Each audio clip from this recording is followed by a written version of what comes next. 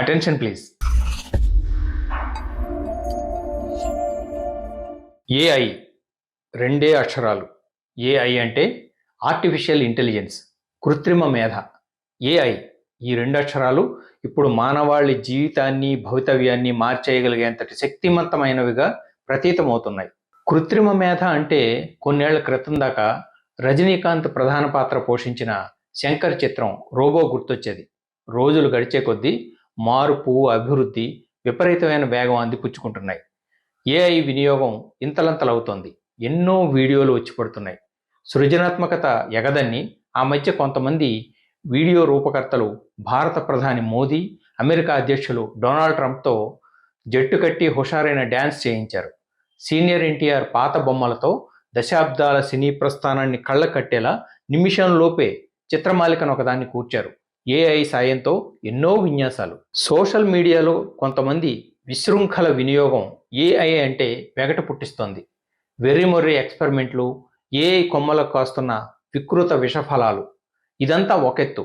Artificial intelligence వినియోగం పెరిగే కొద్దీ కొలువులకు పెద్ద ఎత్తున ముప్పు ముంచుకొస్తుందన్న భయాందోళనల పరంపర మరొకెత్తు. మీకు గుర్తుండే ఉంటుంది, కంప్యూటర్లు, కంప్యూటరీకరణ మొదలైన కొత్తలోనూ ఇటువంటి శంకలు ఎన్నో తలెత్తాయి. బ్యాంకుల్లో, ఫ్యాక్టరీల్లో, సంస్థల్లో ఉద్యోగాలకు భారీ కోత తప్పదని అప్పట్లో ఎంతోమంది తీవ్రంగా ఆందోళన చెందేవారు. కంప్యూటర్లు వాటంతట అవే పనిచేయవు. కమాండ్స్ ఇవ్వాల్సిన వారు, వేగంగా బహునైపుణ్యంతో పని చేయించాల్సిన వారు మనుషులే. యాంత్రికంగా చేసే పనుల్ని కంప్యూటర్లకు బదలాయిస్తే ఆ మేరకు కొన్ని ఉద్యోగాలు తగ్గే మాట నిజమే, కానీ కంప్యూటర్లను నిర్వహించే నిపుణులకు కొత్త అవకాశాలు ఏర్పడతాయి.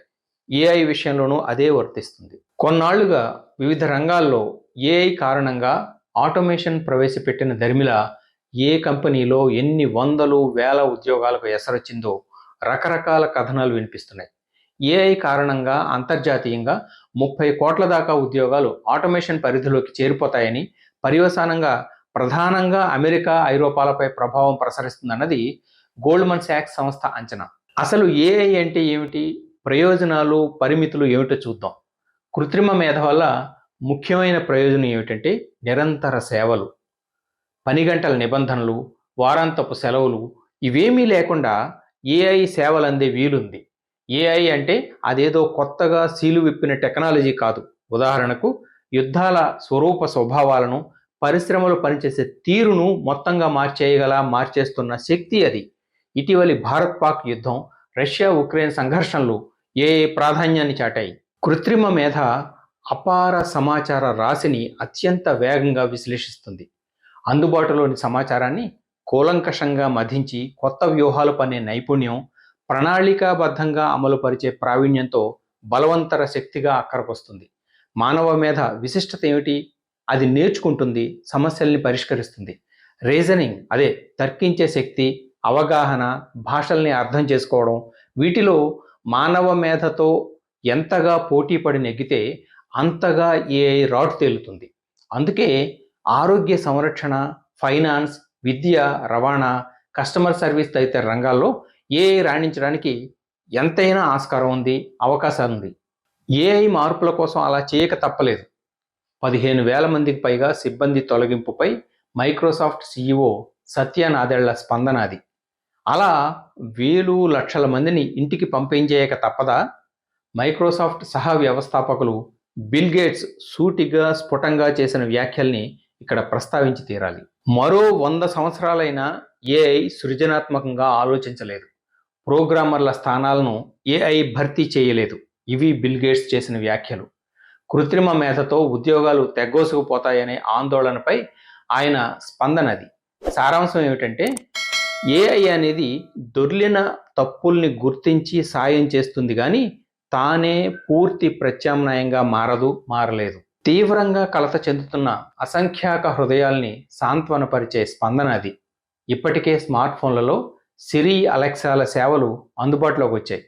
బొమ్మల్ని విశ్లేషించి గుర్తించే విధానాలు వేగవంతం అవుతున్నాయి. మెషిన్ లెర్నింగ్, ఆల్గోరిథమ్స్, రోబోటిక్స్లతో కూడిన ఏఐ ఎన్నో చోట్ల ఉపయుక్తమవుతోంది. ఏఐ సక్రమ వినియోగం ద్వారా చికిత్సలో వేగం పెరుగుతుంది, ఖచ్చితత్వం ఇనుమడిస్తుంది, మానవ తప్పిదాలకు తావు ఉండదు. సర్జరీల విషయంలో మున్ముందు ఎన్ని మార్పులు సాధ్యపడతాయో చూడాలి. సెల్ఫ్ డ్రైవింగ్ కార్లు, జీపీఎస్ ట్రాఫిక్ అనాలిసిస్ ఇటువంటివన్నీ ఊపందుకుంటాయి. ఏఐ సేద్యంలోనూ విప్లవం సృష్టించే అవకాశం ఉంది. పంటల దిగుబడి పెంచడానికి, వాతావరణ మార్పుల్ని ఊహించి భూ యాజమాన్య నిర్వహణలో కొత్త పద్ధతుల అమలుకు ఛాన్స్ ఉంటుంది. యంత్ర పరికరాలు, సర్వర్లు, నెట్వర్క్లపై సైబర్ దాడుల నియంత్రణకు ఏఐ అక్కరకు రానుంది. నేడు ఏఐ గ్లోబల్ మార్కెట్ విలువ సుమారు $39,000 కోట్లు. 2030 నాటికి $180,000 కోట్లకు అది విస్తరిస్తుందని అంచనా. ఏఐ కారణంగా 2035 నాటికి ఉద్యోగుల ఉత్పాదకత 40% వరకు పెరుగుతుందన్న విశ్లేషణలున్నాయి. తమ వాణిజ్య ప్రణాళికలో టాప్ ప్రయారిటీ ఏఐదని 83% సంస్థలు విశ్వసిస్తున్నాయి. భవిష్య సూచీలు ఇంత స్పష్టంగా ఉన్నప్పుడు ఎప్పటికప్పుడు నైపుణ్యాలు పెంచుకోవడమే శరణ్యం. మార్పు అనివార్యం. అది వద్దని, అక్కరలేదని, ఆమోదయోగ్యం కాదని వ్యతిరేకించడం సరికాదు. ప్రపంచంలోనే అత్యధికంగా యువ జనాభాకు నెలవైన ఇండియా విద్యా రంగాన్ని, ఉపాధి కల్పనను సజావుగా బ్యాలెన్స్ చేసుకుంటూ ముందడుగేయడం సర్వోత్తమం. ఏఐ రెక్కలు బలంగా విస్తరిస్తున్న తరుణంలోనూ రైల్వే కళాశాల కొలువులకు డాక్టరేట్లు, పోస్ట్ గ్రాడ్యుయేట్లు బారులు తీరే దృశ్యాలు దుర్భరం, దురదృష్టకరం. వచ్చే 3-4 దశాబ్దాల్లో ఎప్పటికీ ఏ రంగాల్లో ఎంతమంది నిపుణులు అవసరమో వ్యూహకర్తలు ఖచ్చితంగా మదింపు వేయాలి. సమీప భవిష్యత్తులో శాస్త్ర విజ్ఞానం కొత్త పుంతలు తొక్కే కొద్దీ ప్రణాళికలను, వ్యూహాలను, కార్యాచరణను ఎప్పటికప్పుడు సమీక్షించుకోవాలి. ఏఐ వినియోగంలో చెడు పోకడలకు ఉన్న ఆస్కారాల మీద కత్తెర వేయాలి.